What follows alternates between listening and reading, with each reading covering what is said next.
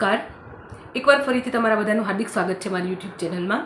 તો જો તમે પણ 30 કે 35 વર્ષની એજની અંદર છો કે 30 કે 35 વર્ષની ઉપર છો તો તમારે તમારી ડાયટમાં ખોરાકમાં આ 5 વસ્તુઓ જરૂરથી સામેલ કરવી જોઈએ। તો શું થશે કે તમે નિરોગી પણ રહેશો અને બુઢાપો કહેવાયને જે ઉંમર દેખાય છે કહેવાય એ પણ નહીં દેખાય। તો શું થાય છે જનરલી કે 30 કે 35 વર્ષની ઉંમર પછી છે તો ઘણી બધી પ્રોબ્લેમ ચાલુ થઈ જાય છે, જેમ કે સ્કિન એટલે ચામડી ઉપર કરચલીઓ આવવા લાગે છે, પાચન સંબંધિત ઘણી બધી પ્રોબ્લેમ થવા લાગે છે, પછી એકદમ શરીરમાં નબળાઈ લાગવાનું ચાલુ થાય છે એટલે થાક લાગવાનું ચાલુ થાય છે, કમજોરી લાગે છે અને આળસ થવા લાગે છે। તો આપણને ચિંતા થાય છે કે આવું કેમ થાય છે।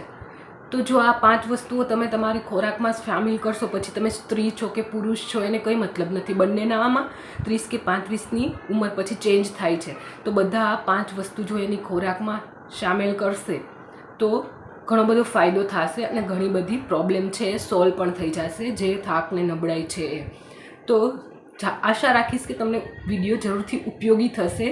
તો એન્ડ સુધી જોજો, છેલ્લે સુધી જોજો અને જો સારો લાગ્યો હોય તો લાઇક કરજો, કોમેન્ટ કરજો, શેર કરજો અને જે લોકોએ ચેનલ સબસ્ક્રાઈબ નથી કરી હજી સુધી એ લોકો ચેનલને સબસ્ક્રાઈબ જરૂરથી કરી લેજો।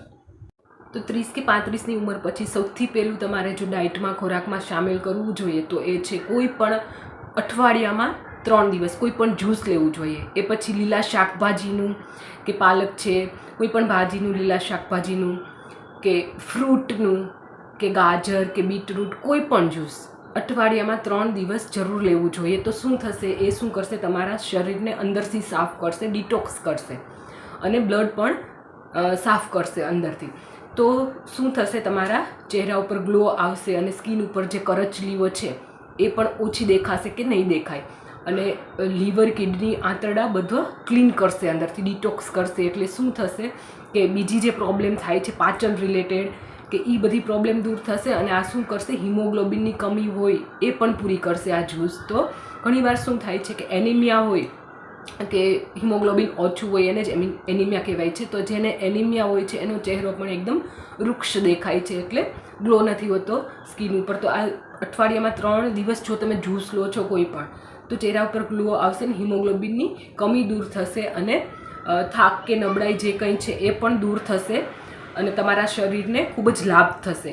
તો તમે અઠવાડિયામાં 3 દિવસ કોઈ પણ જ્યુસ કોઈ પણ જરૂરથી સામેલ કરવું જોઈએ। જો તમે મોર્નિંગમાં એટલે સવારમાં લો છો તો વેલ એન્ડ ગુડ, તો એ સૌથી બેસ્ટ ટાઈમ છે જ્યુસ લેવા માટેનો કે તમને પૂરા દિવસ માટેનો ફાયદો થશે। અને જો તમે સવારના ટાઈમમાં બ્રેકફાસ્ટમાં નહીં લઈ શકતા તો પછી તમે બપોર અને સાંજના જમવાની વચ્ચે એટલે કે 4 થી 5 વાગે તમારે આ જ્યુસ જરૂરથી લેવું જોઈએ, જે તમારા શરીરને ડિટોક્સ કરવાનું કામ કરશે અને જે કચરો છે એ બહાર કાઢશે।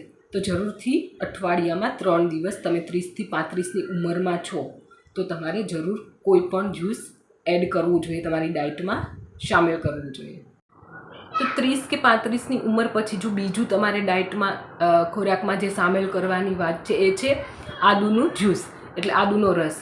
તમે એક આદુનો નાનો એવો ટુકડો ચાવીને લઈ શકો છો અથવા તેનું 1.5 કે 2 ml જેટલું જ્યુસ કાઢીને પણ લઈ શકો છો।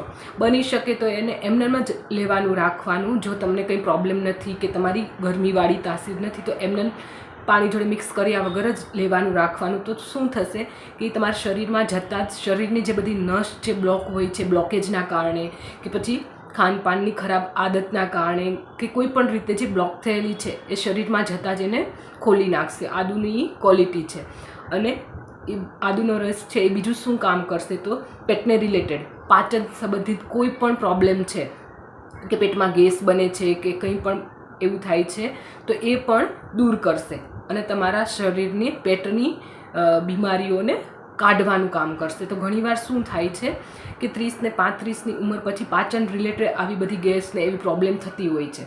તો જો તમે વીકમાં અઠવાડિયામાં એક જ દિવસ આદુનો આટલો 2 ml જેટલો જ્યુસ જો લેશો તો તમારી નસ બ્લોક થયેલી હોય એ ખુલી જશે અને પેટ રિલેટેડ પ્રોબ્લેમ ગેસ, એસિડિટી આ તે એ પણ દૂર થઈ જશે। તો જરૂર શામેલ કરવું જોઈએ। તો ત્રીજી જે વસ્તુ છે 30 કે 35ની ઉંમર પછી તમારા ખોરાકમાં શામેલ કરવી જોઈએ એ છે ડ્રાય અંજીર એટલે સૂકું અંજીર. જનરલી શું થાય છે કે 30 કે 35ની ઉંમર પછી ચયાપચયની જે ક્રિયા છે, જે પાચનની ક્રિયા છે એ નબળી પડી જાય છે, થોડી કમજોર થઈ જાય છે, એટલે પાચનની પ્રોબ્લેમ થાય છે, કબજિયાતની પ્રોબ્લેમ થવા લાગે છે. તો આ સૂકું અંજીર જો તમે લેશો તો તમારી કબજિયાતની પ્રોબ્લેમ છે એ દૂર કરશે. તો તમારે કઈ રીતે એમને લેવાનું થાય કે તમે 2 અંજીરના ટુકડા જે છે એ રાત્રે પાણીમાં પલાળીને પછી સવારમાં ઉઠીને એને ચાવીને લેવાના, અને પછી જે પાણી જે પલાળેલું છે એ પણ પી જવાનું. તો આ જો તમે લેશો તો 2 થી 3 જ દિવસમાં તમારા શરીરની અંદર ઘણો ફરક જોવા મળશે કે પેટની પ્રોબ્લેમ, કબજિયાત તો એકદમ જ દૂર થઈ જશે, અને અંદરથી આંતરડાની એકદમ સફાઈ કરી દે છે. જે અંદર આંતરડામાં જૂનું જે કચરો જામેલો હોય છે એ પણ થોડાક દિવસમાં એ બહાર કાઢી નાખશે, એટલે બહાર કાઢીને ફેંકી દેશે. અને શરીરની જે બધી થાક, નબળાઈ, કમજોરી છે એ પણ અંજીર છે એ દૂર કરશે. અને હાડકાની મજબૂતી માટે, કેમ કે 30-35 પછી કેલ્શિયમની કમી પણ થાય છે શરીરમાં, તો હાડકાં પણ મજબૂત કરવામાં મદદ કરશે અંજીર. તો તમે રેગ્યુલર લઈ શકો છો તો ઠીક છે, નહીં તો અઠવાડિયામાં 2 થી 3 દિવસ તમારે 30-35ની ઉંમર પછી જરૂર લેવું જોઈએ. ચોથી જે વસ્તુ છે જે 30-35ની ઉંમર પછી તમારે તમારી ડાયટમાં સામેલ કરવી જોઈએ એ છે સીડ્સ.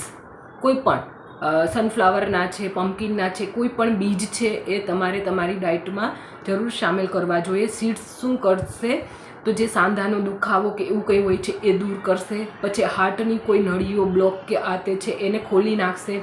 પછી પાચન રિલેટેડ કોઈ પ્રોબ્લેમ છે એ પણ દૂર કરશે. આંખની રોશની વધારશે કે દેખાવામાં આ તે કંઈ પ્રોબ્લેમ નહીં થાય, નંબર નહીં આવે. પછી વાળ જો ખરતા હોય કે એવી કંઈ પ્રોબ્લેમ હોય એ દૂર કરશે. પછી એ તમારી ઘણી બધી આવી શરીરની કમજોરી કે થાક અનુભવાય છે એ પણ દૂર કરશે. મલ્ટીવિટામિન જેવું કામ કરશે કે બધાય વિટામિન્સની જે કમી હોય છે એ પૂરી કરશે. તો તમારે શું કરવાનું છે, કોઈ પણ બીજ છે એને થોડા શેકીને એક ડબ્બામાં ભરી રાખવાના, અને દિવસમાં એકવાર 1 ચમચી એ બીજને જરૂરથી ખાવા જોઈએ, જે તમારા શરીરને ખૂબ જ ફાયદો કરશે. તો 5મું જે તમારે 30 કે 35ની ઉંમર પછી કે એનાથી ઉપરની પણ ઉંમર છે તો તમારે તમારી ખોરાકમાં એક પપૈયું જરૂર એડ કરવું જોઈએ. વીકમાં એકવાર બની શકે તો પપૈયું જરૂર એડ કરવું જોઈએ. કેમ કે શું કરશે, પપૈયું છે એ અંદરથી ટોક્સિન્સ નીકાળશે. કબજિયાતની પ્રોબ્લેમ જે એજને રિલેટેડ થાય છે કે પાચનની પ્રક્રિયા ધીમી મંદ થઈ જાય છે એના કારણે થાય છે એ પણ દૂર કરીને કબજિયાતની પ્રોબ્લેમને દૂર કરશે. પછી એ લીવર, કિડની, આંતરડાની એકદમ સફાઈ કરી દેશે અને બ્લડની પણ સફાઈ કરશે. તો એક કહેવાય ને શરીરને જે શુદ્ધ કરે છે પપૈયા. તો તમારે પપૈયા જરૂર એડ કરવા જોઈએ. કાચું છે તો કાચું સલાડમાં પણ લઈ શકાય છે, અથવા તો પાકું કોઈ પણ, કાચું કે પાકું કોઈ પણ તમે એડ કરી શકો છો, જે તમારા શરીરને ખૂબ જ લાભ આપશે. આશા રાખું છું આ માહિતી તમને જરૂરથી ઉપયોગી થઈ હશે અને તમારા શરીરમાં ઘણા સારા ફાયદા પણ કરશે.